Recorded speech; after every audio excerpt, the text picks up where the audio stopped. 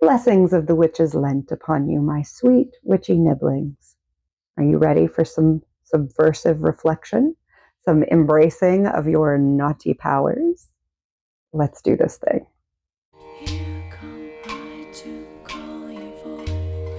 This is the third year of a newly conceived modern folkloric witchy observance called the Witches Black Lent. I'm going to shorten that to Witches Lent because I am. This is a celebration that has drawn a lot of feelings out of people in 2023 and 2024, even within neo-pagan and witchy community. There is a general opinion that the subversive nature of this observance is just too much, that the originators of it simply went too far and have overstepped some kind of line. Some detractors say that it's insulting and disrespectful to the Christian faith, to Catholicism in particular, while others have gone so far as to call it appropriative. Okay, I guess. I mean, I'm not entirely sure that it's possible to be appropriative of any evangelical, forced conversion, colonizing religion or culture, especially ones that have spent the better part of 2 millennia trying to imprint their culture and beliefs onto everyone who crossed their path. But sure, some folks are offended. That's fine. If you don't like it, you can't have any. The truth is that the Catholic Church subsumed and appropriated the customs and symbols of the indigenous, shamanic, and tribal cultures all across Europe. They remade Yule into Christmas, Imbolc to Candlemas, Midsummer to St. John's Day, Samhain into All Saints' Day. Nothing was sacred. Nothing was off limits. So I feel 0% guilty about reframing one of theirs into something that can work for us. My focus, though, isn't on being combative or confrontational to Christians. I'm not really capable of the sort of sustained vitriol that I would need for that. I don't hate Christians, but I do have some feelings about Christianity, and particularly with the sort of fundamentalist Christianity that I was raised in. And that's actually one of the reasons that I embrace the Witches Lent. It's part of my own recovery from the religious trauma of my youth. And it is trauma, my friends. I attended a missionary Baptist church school from kindergarten through 6th grade, and then moved to my parents' hometown where I was at church morning to night every Sunday and doing something church related almost every other day of the week besides that. So my near constant exposure to the classic red-faced, spittle-flying, Bible-thumping preachers, the underpinning of misogyny and racism of those particular social values, and the puritanical, shame-based, repressive cultural norms have left really deep impressions on me and left scars that impacted my self-image, feelings of self-worth, and my relationships with others, especially men. So confronting the monsters of our past is part of the shadow work that I think that we must do on the gray and crooked path of the witch. For some of us, that means taking a very Lord of Misrule kind of approach and committing a little blasphemy in order to upend the norms that we were socialized with. Reciting the Lord's Prayer backwards while walking backward around a church at midnight. Classic. Stealing the communion host wafers to use in a huzel or to feed a familiar. Gnostic or black masses to subvert the order of service that's used in church. But yeah, I guess there are a few rituals of Christianity already being subverted by magical folk. For me personally, Lent isn't something that I actually grew up with. Missionary Baptists don't do Lent. I'd not heard of it until I went to college, as a matter of fact.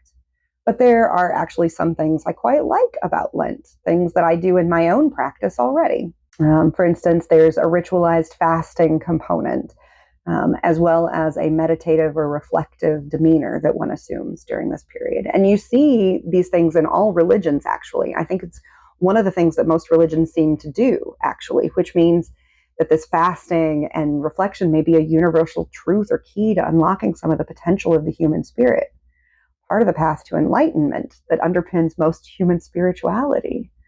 So in that sense, participating in Witches Lent is a respectful nod to this magical current, to this spiritual current. It's just the nature of what I'm meditating and reflecting on that would offend most Christians. And that is the 7 deadly sins. Well, I mean, not all 7. You pick a different one each year. And here's the thing about these 7 deadly sins. They are all natural impulses within humanity that can yield positive and empowering results when wielded wisely. But oh, such a person becomes impossible to control. Neither church nor state want a peasant like you or me to take proper pride in ourselves. Oh no, we would trust our own judgment too much, and they would lose their grip on us. Can't be without shame over our bodies and desires and hungers. We can't indulge in pleasures without that shame. How so strange. To be called shameless is intended as an insult. To want things for yourself is to be greedy and to be avoided. Unless you're born to wealth and power, in which case, of course, you have all that you want by divine right. But the peasants, we mustn't think that we deserve the same. It's a sin to want or do anything if you're not in the right class to deserve it. And that's the laughable reality of sin. It's actually the stick that they gave us to beat each other with. They tricked us, most of us, into keeping each other in line with a law of morality that they themselves don't follow.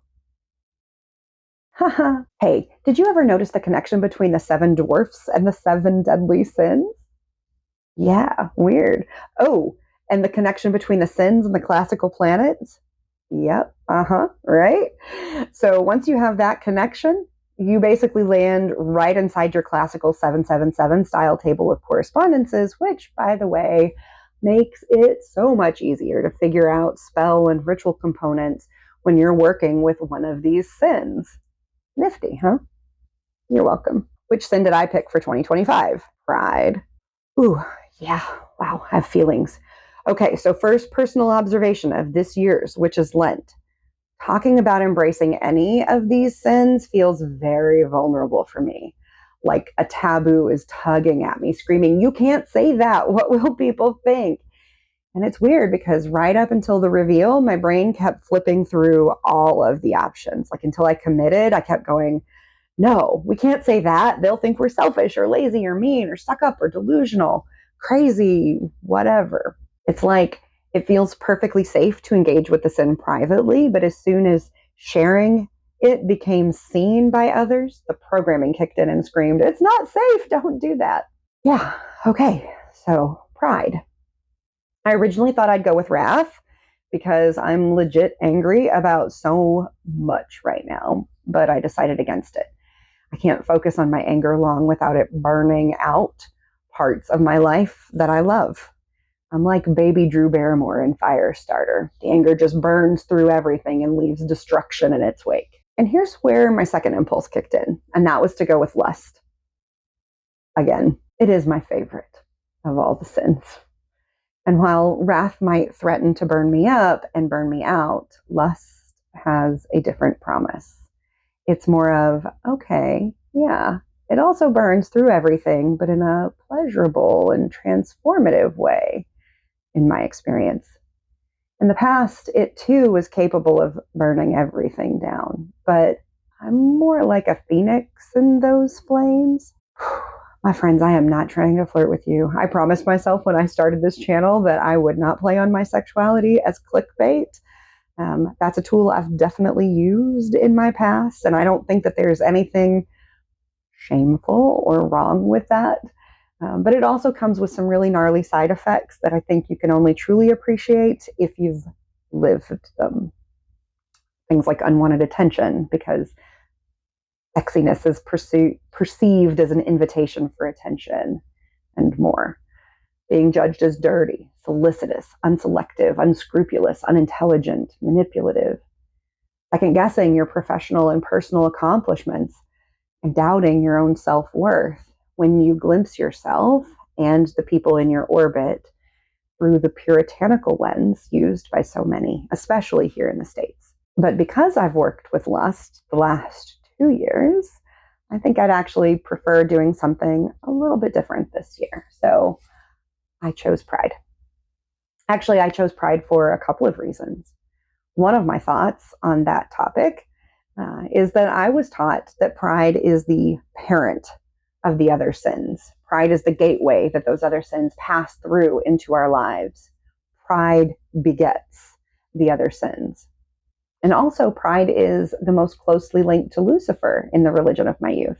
And frankly, I like that guy, my Lord of Light. Interesting thought for me. The two primary deities, or spiritual entities, to which I am most linked are Lucifer Cain and Aphrodite. Those two are both associated basically with all 7 of the sins, but pride is easily the most flagrant and prominent of their qualities according to the lore surrounding them.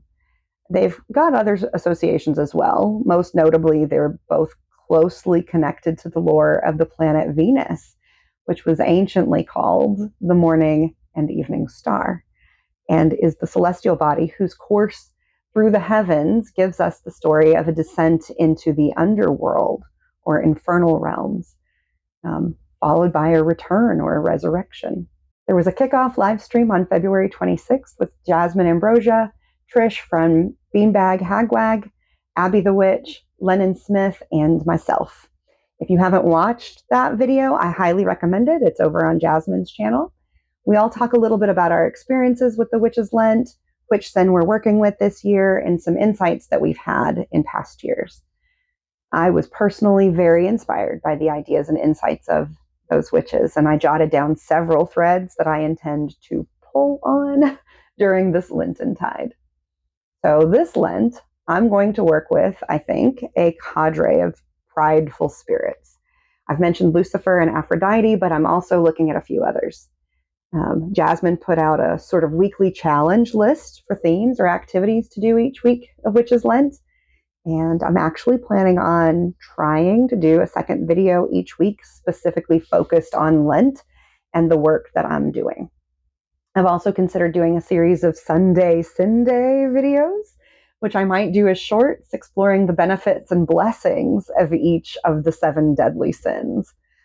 Mostly because I still want to talk about lust. Hey. And with that, my friends, I'm going to go feed the algorithm, and I invite you to do the same. Like, subscribe, and share. Ooh, where did your mind go? All right, friends, go do sins.